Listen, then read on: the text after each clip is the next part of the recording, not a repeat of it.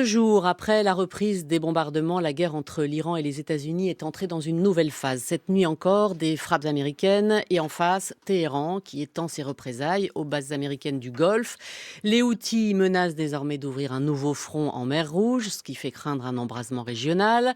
À l'intérieur du pays, maintenant, le président iranien Massoud Pezeshkian évoque désormais une guerre totale, alors que les gardiens de la révolution semblent plus influents que jamais et que la crise économique se durcit. Cette guerre est-elle en train de transformer durablement le régime iranien et sa stratégie militaire? Quels sont les objectifs des gardiens de la révolution? Le régime iranien a-t-il intérêt à une guerre au long cours? Je suis très heureuse d'accueillir Sophia Marouk. Bonjour. Bonjour. Spécialiste des gardiens de la Révolution, vous êtes prof assistante à la Sorbonne Abu Dhabi et on profite de votre passage à Paris. Très heureuse aussi d'accueillir Héloïse Fayet. Bonjour. Vous êtes chercheuse au Centre d'études de sécurité de l'IFRI et responsable du programme de recherche, dissuasion et prolifération. Merci à toutes les deux d'avoir accepté l'invitation des matins d'été.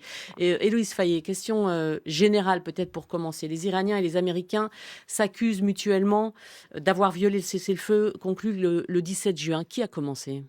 Alors c'est évidemment difficile de répondre à cette question-là parce que ça dépend déjà comment est-ce qu'on interprète le cessez-le-feu, comment est-ce qu'on interprète le Memorandum of Understanding, donc ce protocole d'accord en fait qui avait été effectivement signé entre les États-Unis et l'Iran début juin. Mais en tout cas, oui, du point de vue américain, ce sont bien les Iraniens qui ont violé le cessez-le-feu, notamment en ne respectant pas leurs engagements vis-à-vis du détroit d'Ormuz, qui devient en fait, enfin, qui est maintenant depuis plusieurs semaines le nœud vraiment critique des tensions entre l'Iran et les États-Unis. Mais de l'autre côté, on peut aussi arguer que ce sont bien les États-Unis qui ont pour les premiers en fait effectué à nouveau des frappes massives sur le territoire iranien. Mais dans tous les cas, depuis effectivement mars 2026, et puis on peut faire remonter cette crise en fait même à avril 2024, donc aux premières frappes israéliennes sur le consulat iranien à Damas qui avait engendré des répliques iraniennes. On est aussi et surtout effectivement dans une guerre des récits où chacun souhaite avoir l'ascendant sur son adversaire et veut clamer la victoire. Ouais, là, Washington parle d'attaque iranienne contre la navigation commerciale dans le détroit d'Ormuz et Téhéran dit non, c'est eux et prétend répondre donc à ces actions américaines. Sophia Marouk, côté iranien, qui précisément est à l'origine de la rupture du cessez-le-feu et de la reprise des hostilités? Je crois qu'il y a quand même un consensus, hein, parce que, comme l'a dit Héloïse Fayet, les 2 parties s'accusent mutuellement d'avoir violé un cessez-le-feu qui était déjà fragile et qui n'existait pas vraiment. Il faut rappeler, quand même ce qu'est ce mémorandum, d'entente qui n'est pas un protocole de paix, il ne l'a jamais été. Et alors on ne va pas reprendre point par point, les 14 points de ce mémorandum, mais en fait, dès qu'il a été signé, au 17 juin, il y avait un certain nombre de points qui n'étaient déjà pas respectés. Notamment dans le premier point, les Iraniens avaient réussi à intégrer le Liban dans les territoires qui étaient convoqués. Donc on parlait d'un arrêt total des hostilités, même au Liban, les frappes ont continué. Israël n'est pas concerné par cet accord, donc l'Iran n'a pas de garantie qu'Israël n'interviendra plus. Donc il y a un certain nombre de points sur lesquels on marche vaguement, chacun essaye d'interpréter ses parties. Mais côté iranien, donc c'est Pezeshkian qui a signé ce mémorandum, Pezeshkian qui est le président de la République. Et ça en dit long aussi, puisque Pezeshkian n'a pas la même aura politique qu'ont aujourd'hui les gardiens de la Révolution ou qu'a le guide suprême. Donc, et ça a été très peu interprété, à mon grand étonnement. Mais c'est pas le président de la République qui décide de l'arrêt des hostilités ou non, Mais côté iranien. alors, juste, ça amène la question suivante. Pourquoi les gardiens de la Révolution ont-ils rejeté cet accord du 17 juin? Qu'est-ce qu'ils y perdaient ou qu'est-ce qu'ils y perdraient?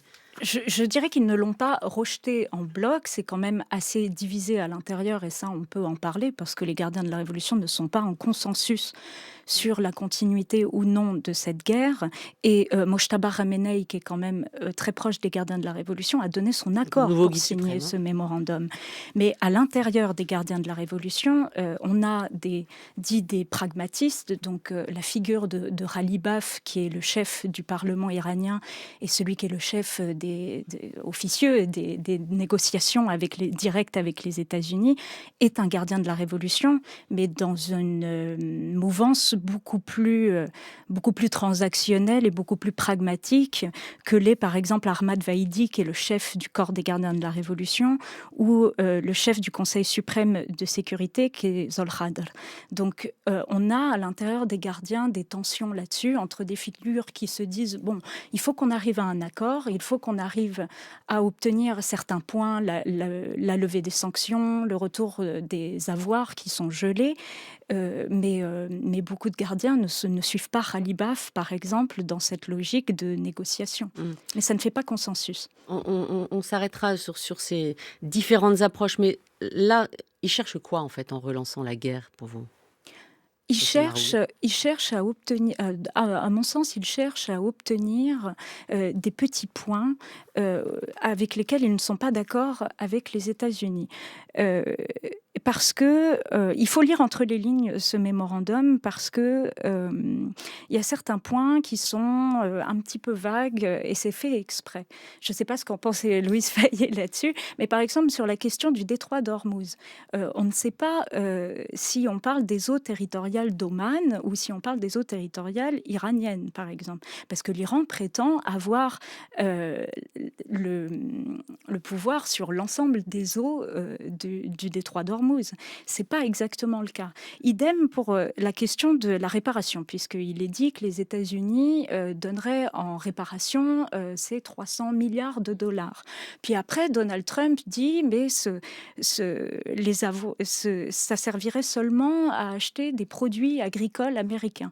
Les Iraniens ne sont absolument pas d'accord sur ce point-là. Donc en fait, c'est un petit peu la même stratégie des deux côtés. Il y a un point de base, il y a des écrits de base, et puis ensuite, par déclaration interposée, on essaye d'avoir quelques avantages supplémentaires. Héloïse Fayet, que cherche-t-il en relançant cette guerre? Alors, à mon sens, il y a les deux parties ont relancé la guerre. C'est-à-dire, à nouveau, les Iraniens ont effectivement à nouveau perturbé, enfin, une partie du régime iranien a perturbé le trafic maritime.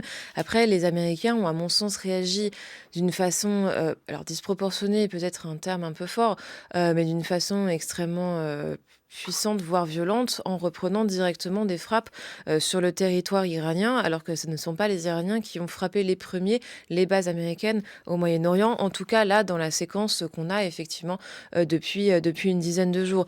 Donc quand on dit ils ont repris les conflits, certes, mais il faut avoir du coup en tête à la fois quels sont les objectifs des États-Unis en reprenant les frappes directes sur le territoire iranien, et effectivement quels sont les objectifs de l'Iran en perturbant à nouveau le trafic maritime. Et puis aujourd'hui, en riposte aux frappes américaines, en frappant effectivement certaines bases américaines au Moyen-Orient. Alors, du côté de l'Iran, effectivement, je pense qu'ils cherchent à maximiser tout ce qu'ils peuvent tirer de l'accord. Et ça, Sophia l'a très bien montré. C'est un accord qui était extrêmement flou, enfin même un protocole, en fait, qui était extrêmement flou, qui reflète aussi l'amateurisme total de la diplomatie américaine. Parce que on peut se rappeler que dans la délégation américaine qui a conduit les négociations, il y a très peu d'experts de la région, peu d'experts du Moyen-Orient, peu d'experts non plus du nucléaire. Ils ont traité, en fait, ces négociations tout simplement pour avoir un papier, pour avoir une sorte de victoire du côté des États-Unis. Et en réalité, il est tellement flou que chacun peut interpréter les points de l'accord comme il le souhaite. Donc pour moi, la réaction en fait américaine qui est extrêmement forte, elle est en fait assez peu compréhensible parce qu'on sait bien que cette guerre, elle est extrêmement populaire aux États-Unis.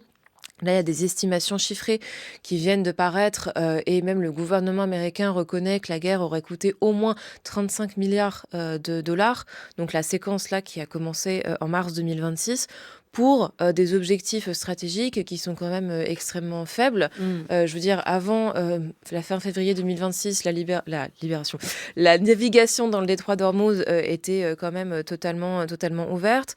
Le régime iranien n'est pas non plus tombé depuis la fin février 2026. Et donc, en fait, les objectifs là américains de reprendre des frappes aussi importantes sur le territoire iranien sont peu clairs. Tandis que du côté iranien, je pense qu'ils cherchent effectivement à tirer tout ce qu'ils peuvent de l'accord et à montrer que ce sont encore eux qui dominent la situation dans la région, qui donnent un petit peu les tempos et surtout qu'ils sont toujours capables en fait d'exercer ce genre d'action alors qu'ils sont bombardés par les États-Unis maintenant depuis plusieurs mois. Ouais, vous parliez de ce coup qui était révélé hier par Pete Hegseth, le ministre de la Défense américain, 37,5 milliards de dollars depuis février pour une guerre qui devait durer quelques C'est semaines. ça. Ce qui ne doit pas déplaire aux Iraniens, j'imagine, et ce qui ne doit pas leur déplaire non plus. Enfin, encore que, est-ce qu'ils en ont conscience de ce que disait Élosine Fayet, cette faiblesse de la diplomatie, cette incompétence, je crois même vous avez dit, Sophia Marouille? Vous voulez dire, est-ce que les Iraniens ont conscience Oui, que oui, ça ne marche pas par voie diplomatique? oui. Oui, parce que finalement, le régime de la République islamique s'est fondé là-dessus, hein, sur une idée de guerre avec les États-Unis, qu'elle soit idéologique ou militaire. Hein. Donc, Mais leur bien faiblesse, leur incompétence, dit même Élosine Fayet. sûr. La compétence de la délégation Ouais. américaine. Oui, est-ce que je parlerais d'incompétence totale? Je pense méconnaissance en effet du sujet et alors ça, on peut le dire, et de l'intérieur de l'appareil d'État iranien. Et puis de toute façon, si j'ai bien compris, les services de renseignement américains sont pas toujours entendus par l'administration Trump pour prendre des décisions ensuite. Ça, Mais c'est autre chose. Enfin, je vous interromps, mais soit ils les écoutent pas. Ça, c'est autre chose. Mais ce que disait Élosine Fayet, c'est qu'ils sont, oui, incompétents. Le mot est peut-être fort, mais c'est pas seulement que l'administration Trump ne les écoute pas. pour moi, c'est de l'incompétence que de ne pas écouter les services, ces services de Un bon point. renseignement.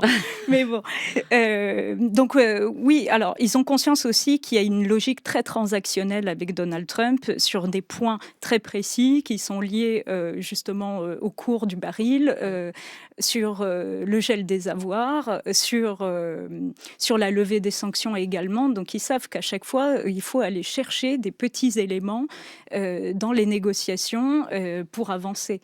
Et ils savent très bien que Donald Trump ne lâchera pas, même s'il n'en a pas les capacités militaires maintenant, parce qu'il sait qu'il y a les élections américaines qui arrivent à l'automne. La guerre est largement impopulaire, n'a pas fonctionné.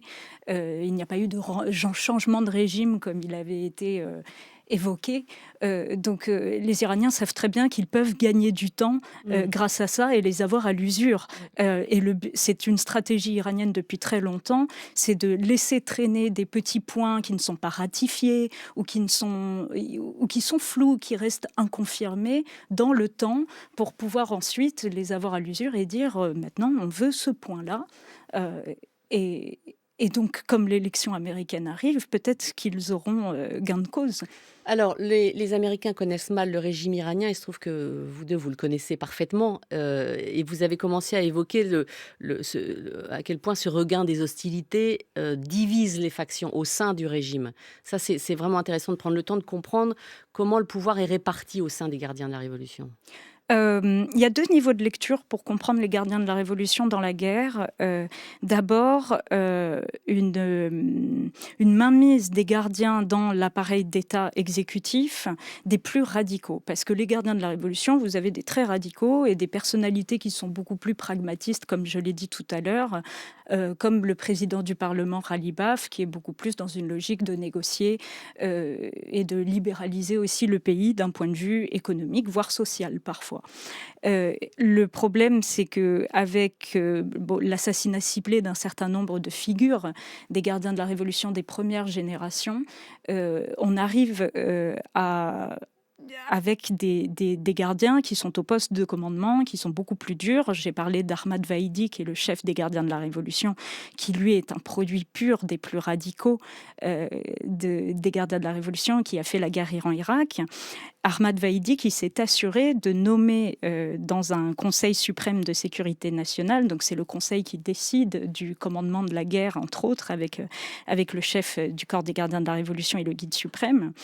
Et il a nommé à la tête de ce conseil, donc Solhadr, qui est un de ses camarades, qui est aussi un radical, après une figure qui s'appelait Larijani, qui est décédé dans les frappes américaines pendant la guerre et qui, lui, était beaucoup plus pragmatiste aussi. Donc, on a au poste de commandement des éléments beaucoup plus radicaux. Ensuite, il faut comprendre que maintenant, être gardien de la Révolution, ça veut un peu tout et rien dire. C'est-à-dire, il y a la figure militaire, c'est-à-dire il y a des gardiens qui sont militaires de carrière, mais les gardiens de la Révolution forment une institution telle, qui est tellement présente dans l'économie, dans la politique, dans la culture, etc., qu'il y a une massification des gardiens et des civils aussi partout dans les réseaux de gardiens de la Révolution, parce que ce sont des personnalités qui arrivent à offrir des emplois, donc des institutions culturelles affiliées aux gardiens qui offrent des emplois, dans l'administration aussi. Donc on voit aujourd'hui que ça devient de plus en plus dur, ça va devenir de plus en plus dur de différencier ce qui est un gardien et ce qui ne l'est pas. Et c'est ça qui est intéressant de comprendre, c'est qu'on voit qu'il y a une militarisation de ce régime et de ce pays qui montre une certaine normalisation des gardiens, et c'est plus concentré à une armée. Comment on devient gardien de la Révolution? Ça dépend. Oui. Il y a des formations militaires. Alors, il y a un service militaire qui est obligatoire. Donc, soit on entre dans l'armée conventionnelle qu'est l'Artèche, qui est l'armée de carrière, l'armée conventionnelle, soit on entre au sein du corps des gardiens de la Révolution.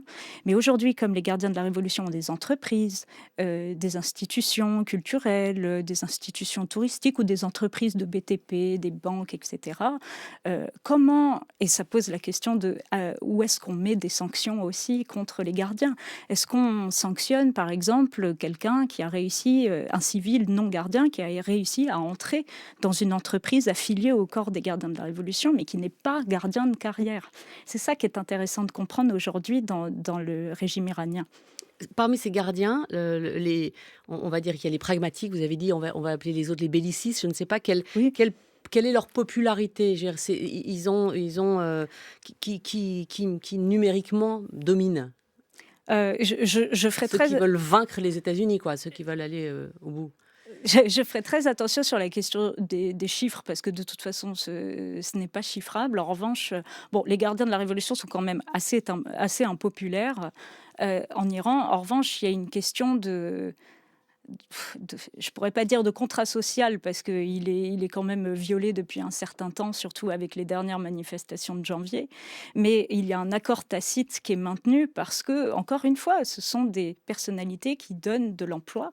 Et surtout, il ne faut pas croire, c'est pas parce que les Iraniens se sont opposés au régime et à Khamenei père qu'ils sont d'accord pour avoir une intervention israélo-américaine. Donc il y a beaucoup d'Iraniens qui se sont retrouvés dans cette situation où que dois-je choisir? Dois-je défendre mon pays aux côtés des gardiens de la Révolution qui le défendent, aux côtés de Ralibaf, ou dois-je m'opposer totalement, coûte que coûte, puisque je ne suis pas d'accord avec ce régime? Donc il faut prendre en compte cette complexité-là dans la guerre. Héloïse Fayet, quels sont les moyens militaires dont disposent aujourd'hui ces factions iraniennes? Oui, alors comme Sophia le rappelait, en fait, il y a deux branches armées, on va dire, principales en Iran. Donc l'Artèche, qui est l'armée régulière, qui est plus, on va dire, pour la défense du territoire. Et puis les gardiens de la Révolution, qui traditionnellement étaient beaucoup employés, notamment à l'étranger. Donc pour soutenir, par exemple, des régimes ou des factions favorables à l'Iran à l'étranger. Donc par exemple, des conseillers militaires envoyés auprès du Hezbollah, envoyé auprès de certaines factions palestiniennes, auprès du régime de Bachar el-Assad, évidemment, avant sa chute, il y a maintenant un an et demi, en Irak aussi. Et on peut remarquer d'ailleurs que le système un peu mafieux, en fait, quasiment, que décrivait Sophia, on le retrouve aussi dans d'autres pays de la région. Par exemple, le Hezbollah, en fait, fonctionne d'une façon un peu similaire. Donc Hezbollah qui a été partiellement, voire entièrement créé par le régime iranien, où vous avez cette interconnexion extrêmement forte, justement, entre branche militaire, branche politique, et puis des institutions religieuses, sociales, économiques, ce qui rend effectivement la question du ciblage, en fait, du Hezbollah, et donc aussi des gardiens de la Révolution, extrêmement complexe. Mais là, on va dire que depuis, en fait, juin 2025, et puis là aussi, à nouveau, je pense qu'on peut vraiment remonter jusqu'à avril 2024, et les premiers échanges de tirs directs entre Israël et Iran, ce sont clairement plus les gardiens de la Révolution qui sont à la manœuvre, et puis spécifiquement, en fait, la branche donc aérospatiale des gardiens de la Révolution, qui détiennent en fait la plupart des projectiles aujourd'hui qui sont utilisés par l'Iran, donc les missiles balistiques, quelques missiles de croisière, les drones aussi. Et donc ce sont eux en fait qui détiennent voilà, ce levier de pression qu'est l'arsenal balistique, qui, en fait, à une époque, je pense, faisait partie des 3 piliers de la dissuasion iranienne. Donc vous aviez, en fait, justement ce réseau de milices majoritairement chiites au Moyen-Orient, mais qui ont été partiellement démantelés par Israël après le 7 octobre. Mhm. Vous aviez l'arsenal balistique, justement, mais dont, on va dire, qui a montré ses limites face au système de défense antimissile israélien, alors qui a été, en fait, plus efficace contre les pays du Golfe, parce que les pays du Golfe avaient beaucoup moins justement de systèmes de défense antimissiles. Mais là, on est sur une guerre de salve, c'est-à-dire qui s'épuisera en premier. Comme le disait Sophia, les Iraniens sont extrêmement bons pour faire patienter les choses, faire stagner les choses en attendant que l'adversaire s'épuise. Là, pour ce qui est des échanges balistiques, on est clairement là-dessus. C'est-à-dire que les systèmes de défense en Israël, aux Émirats, au Qatar, commencent à manquer d'intercepteurs. Les Américains peinent en fait à renouveler le stock d'intercepteurs, et en face, en fait, la production de missiles en Iran, par contre, rencontre beaucoup moins de lenteur. Et puis le troisième pilier, c'était le nucléaire, dont on pourra Eh reparler. ben, on va y revenir précisément parce qu'il va être 8 heures. Le programme nucléaire, on s'interrogera évidemment, vous l'avez évoqué aussi, sur les sanctions économiques, l'impact des sanctions sur la stratégie des défenses iraniennes. Vous restez avec nous, mais pour l'heure, il est 8 heures sur France Culture. Bérangère Bonte. Deux expertes qui sont là, qui sont restées. Je les remercie. Héloïse Fayet, chercheuse au Centre des études de sécurité de l'IFRI, responsable du programme de recherche, dissuasion et prolifération. Et Sophia Maroug, professeure assistante à la Sorbonne Abu Dhabi. Je signale la publication en septembre des Gardiens de la Révolution de 1980 à nos jours. Ce sera donc en septembre aux presses universitaires de France. Héloïse Fayet, on s'était arrêté sur les 3 piliers de la dissuasion militaire iranienne, humain, balistique, et on en était au nucléaire. Où en est ce programme nucléaire iranien? Et j'ai envie de vous demander, est-ce que les responsables iraniens savent eux-mêmes ce qu'ils veulent? Est-ce que la décision est prise? Non, alors aujourd'hui, on estime déjà que le régime iranien, qui a été fortement effectivement décapité par les frappes israéliennes et américaines, n'a pas encore pris de décision sur le nucléaire. Et en fait, cette hésitation stratégique peut être remontée à juin 2025.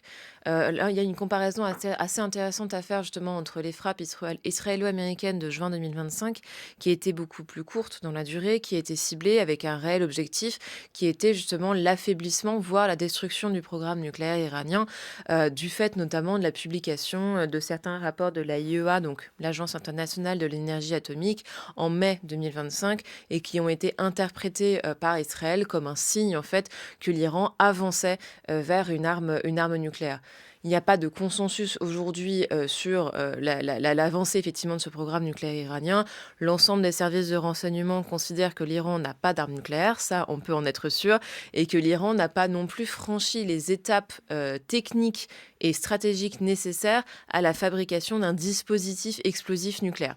Ce qu'on est certain, c'est que le programme nucléaire iranien il est trop avancé pour être strictement civil, notamment en termes de production de matières fissiles, en termes d'enrichissement également de l'uranium, mais donc il n'y a pas de justification civile au programme nucléaire iranien, mais de l'autre côté, depuis 2003, on n'a pas observé de signes concrets de militarisation de ce programme, d'arsenalisation de la matière et donc de la construction d'une arme nucléaire. Ça, c'était ce qu'on savait donc avant juin 2025, donc avant cette quinzaine de jours de frappes extrêmement ciblées, principalement sur des sites nucléaires iraniens. Là, par contre, en mars et avril 2026, la plupart des frappes, en fait, étaient surtout contre des sites militaires, on va dire conventionnels, donc des sites de lancement de missiles, par exemple, également des infrastructures énergétiques, et donc étaient beaucoup plus larges, en fait, que le simple programme nucléaire, tout simplement parce que dans l'administration Trump, ils considèrent qu'ils ont fait le boulot en juin 2025. On en parlait, les services de renseignement n'en sont pas tout à fait d'accord et considèrent qu'encore aujourd'hui, en quelques mois, si la décision politique était prise, l'Iran pourrait effectivement réavancer vers un programme nucléaire. Le problème étant qu'aujourd'hui, et ça c'est le cas depuis 1 an, donc les inspecteurs de l'AIEA n'ont plus accès aux sites nucléaires iraniens les plus préoccupants. Et effectivement, on a du mal à savoir la quantité de matière et d'équipements qui ont pu être sauvés par les Iraniens après les frappes de juin 2025 et à nouveau après les frappes de mars et d'avril 2026. Ce qu'on peut observer notamment à l'aide d'imagerie satellitaire, ce sont des travaux qui sont effectués par les Iraniens autour justement de certains sites. Donc est-ce que c'est pour les protéger face à de nouvelles attaques? Est-ce que c'est pour récupérer la matière? En fait, tant qu'il n'y aura pas de nouvel accord ouvert et relativement honnête entre l'Iran et l'AIEA, ce sera extrêmement difficile en fait d'avoir à nouveau cette vision quasiment d'ensemble sur le programme nucléaire iranien. Mais en tout cas, aujourd'hui, ce qu'on estime, c'est que l'Iran n'a toujours pas pris la décision d'aller vers une arme nucléaire. Principalement parce qu'à mon sens, ils savent que l'appareil sécuritaire iranien reste extrêmement pénétré, on va dire, par des espions, par exemple israéliens, américains ou d'autres nations. C'est-à-dire que s'ils voulaient aller vers un programme nucléaire militaire entièrement clandestin, à mon sens, ils n'en seraient pas capables aujourd'hui. Et ça, ils le savent, donc ils s'exposeraient à nouveau à des frappes, à des assassinats ciblés, à des attaques informatiques. Et puis surtout, aujourd'hui, l'Iran réussit encore un peu à se poser comme la victime de ce qui se passe aujourd'hui, la victime du droit international, en disant qu'ils ont été agressés par une puissance nucléaire, enfin même 2 puissances nucléaires, par les États-Unis et par Israël. Et donc, même si dans la communauté stratégique iranienne, vous avez depuis plusieurs années maintenant des voix qui s'élèvent pour dire qu'il faudrait au moins que l'Iran quitte le traité de non-prolifération nucléaire, donc se débarrasse un peu en fait de l'une de ses obligations par rapport au droit international à ne pas développer d'armes nucléaires. Vous avez une autre partie du gouvernement iranien et de la communauté stratégique qui considère en fait que c'est en restant dans les clous, au moins sur le papier, du droit international, qui peuvent encore gagner justement cette bataille des récits, se protéger de nouvelles frappes et continuer à dire mais regardez, nous, on reste signataire du TNP, du traité de non-prolifération, on respecte nos engagements vis-à-vis de l'AEA, ça c'est pas le cas, et donc en fait, on peut se poser en victime des frappes américaines et israéliennes. Juste pour rentrer bien dans le détail, mais sans forcément s'éterniser, Héloïse Fayet, l'Iran, vous dites, n'a pas l'arme nucléaire, on en est sûr, elle peut encore l'avoir? Elle peut l'avoir si jamais la décision politique est prise, et dans tous les cas, c'est un processus qui prendra plusieurs mois, voire plusieurs années, parce qu'une arme nucléaire, ça se développe pas comme ça par un claquement de doigts, surtout même en Iran.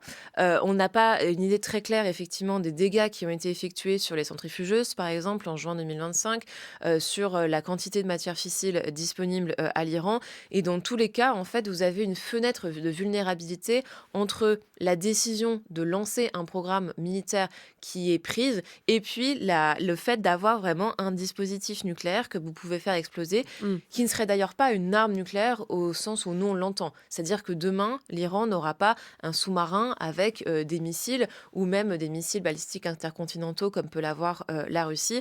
Et dans cette fenêtre de vulnérabilité, en fait, il pourrait à nouveau y avoir des frappes américaines, des frappes israéliennes, des actions coercitives de la communauté internationale. Et ça, les Iraniens en sont conscients. Mais l'uranium enrichi, on sait où il est?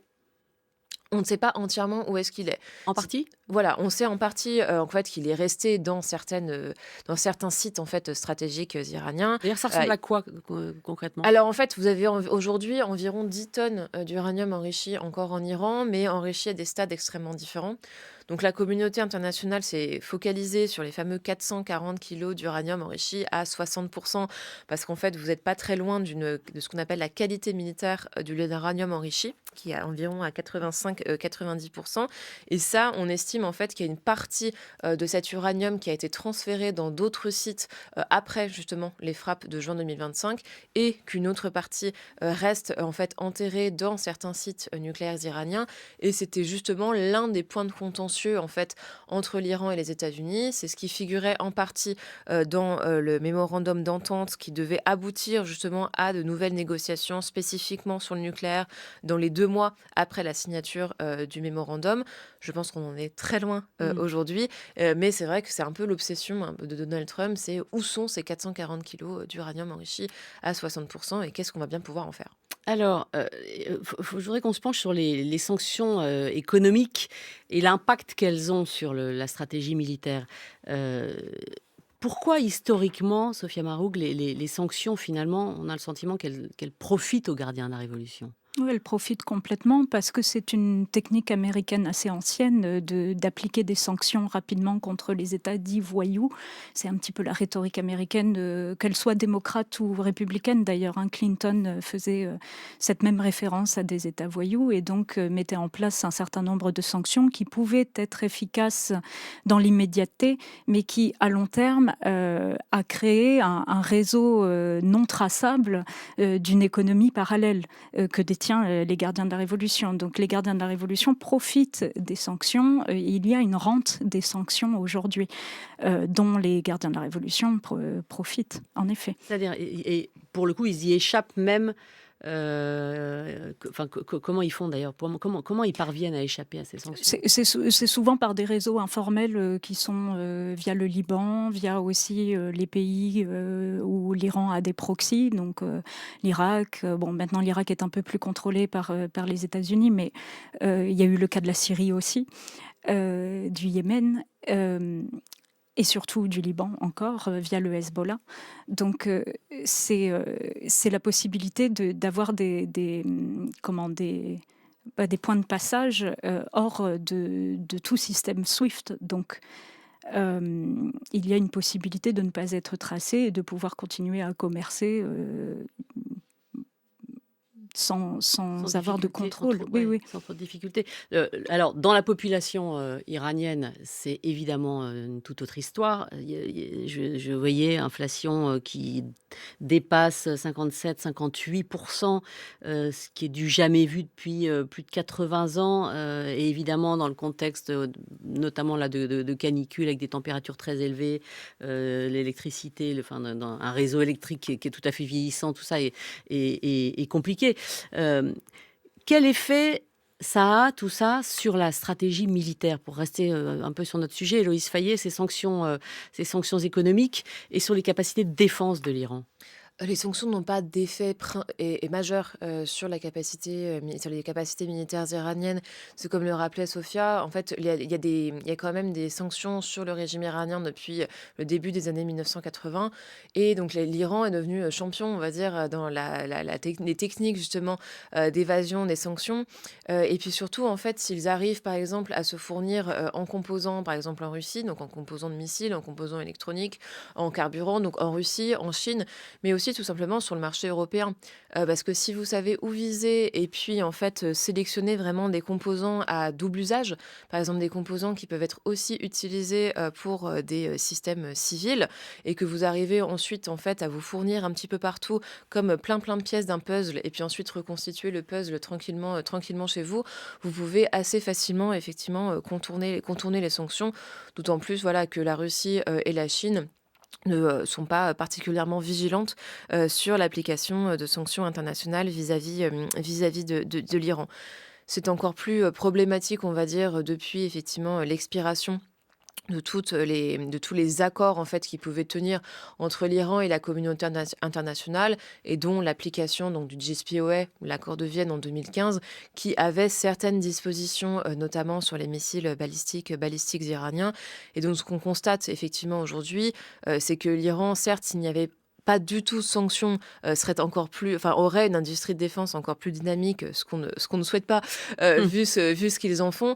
Mais en tout cas, oui, les sanctions ont principalement des conséquences en fait sur la vie de tous les jours, sur effectivement la capacité de production agricole, sur les médicaments, des produits des fois de première nécessité. Mais les gardiens et l'industrie de défense iranienne n'ont pas tellement de difficultés à continuer à produire des drones, des missiles balistiques, des missiles de croisière, des mines navales et tout l'arsenal en fait de déstabilisation dont ils ont besoin dans la région. Sophia Maroug, ce qui est étonnant aussi, vu d'ici, vu d'Occident, c'est que malgré la mort du guide suprême, c'était en février, le 28 février, on a le sentiment que les structures de commandement ont parfaitement résisté. C'est une impression. Comment ça s'explique? Ça s'explique par une mécompréhension générale de ce qu'est un changement de régime. C'est-à-dire, on a beaucoup parlé de changement de régime. Qu'est-ce que ça veut dire? Est-ce que ça veut dire qu'on enlève juste la tête qui était Ali Khamenei? C'est ce qu'ont imaginé les Américains. C'est ce qu'ont imaginé les Américains, et pas que. Je pense que c'est une rhétorique qui a été beaucoup utilisé aussi dans les études stratégiques européennes et américaines, parce qu'on ne regarde pas la substantifique moelle des régimes en général. Alors peut-être que Les ça... Européens non plus ne connaissent pas le régime Il y en chaviste. a quand Enfin, même. je veux dire, globalement, Oui, c'est... oui, oui. Mais je pense que c'est parce qu'on ne regarde pas à l'intérieur comment fonctionnent les institutions en Iran, qui sont assez complexes, comment ils sont formés aussi. Donc il faut faire un peu de sociologie politique. Bon, c'est là où nous, en tant que chercheurs, on aime intervenir. Mais il faut regarder aussi comment fonctionne le système iranien aujourd'hui. C'est-à-dire, les gens sont formés.